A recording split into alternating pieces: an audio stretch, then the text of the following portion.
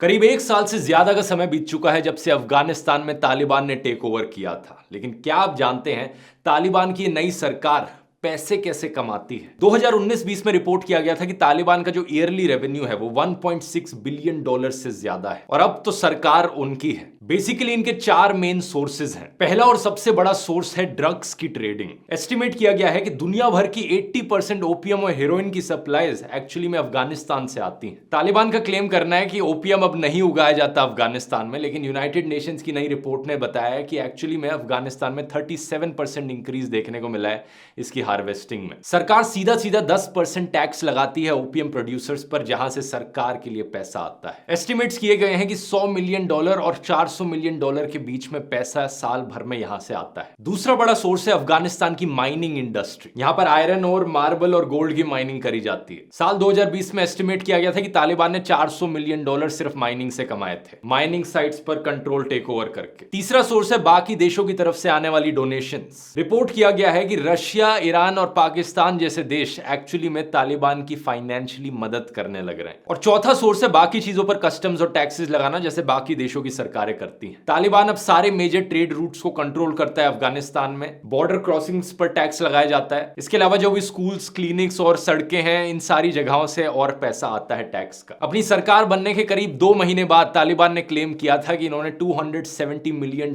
कमा लिए थे इस सोर्स से। लेकिन इन सब चीजों के बावजूद भी एक्चुअली में आज के दिन तालिबान में फाइनेंशियल क्राइसिस देखने को मिल रही है, क्योंकि इन सारे सोर्सेज से इतना ज्यादा पैसा नहीं आता है। अफगानिस्तान की पिछली सरकार के करीब $9.5 बिलियन एसेट यूएस गवर्नमेंट के पास थे, जो उन्होंने फ्रीज करके रख रखे हैं, जिसे तालिबान एक्सेस नहीं कर पा रहा है। इस फाइनेंशियल क्राइसिस के बीच तालिबान ने रिक्वेस्ट करी थी यूएस सरकार से कि ये जो पैसा है ये हमें यूज कर लेने दो, लेकिन यूएस ने नहीं करने दिया। इस क्राइसिस के बीच तालिबान ने अपना एक फूड फॉर वर्क प्रोग्राम चला रखा है, क्योंकि पैसे नहीं है लोगों को देने के लिए। जो लोग काम करेंगे सरकार के लिए, तालिबान की सरकार उन्हें व्हीट ग्रेन्स में पे करेगी। लिटरली काम करो और पेमेंट के बदले खाना ले लो।